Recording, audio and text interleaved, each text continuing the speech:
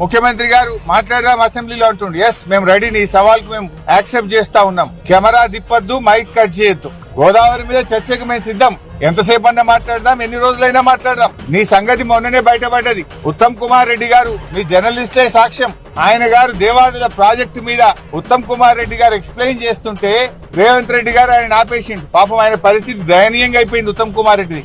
ఉత్తమన్న, నువ్వు జరాగు ఈ ప్రాజెక్టు మీద కడియం శ్రీహరి గారికి బాగా తెలుసు, ఈసారి రివ్యూ చేస్తే కడియం శ్రీహరిని పిలుచుకో అంటుండు. అంటే నీళ్ల మంత్రికి ఏం తెలియదని చెప్పకనే చెప్తున్నాడు. ఉత్తమ్ కుమార్ రెడ్డికి ఏమీ తెలియదని రేవంత్ రెడ్డి గారు మీడియా సాక్షిగా వరంగల్లోనే చెప్పిండు.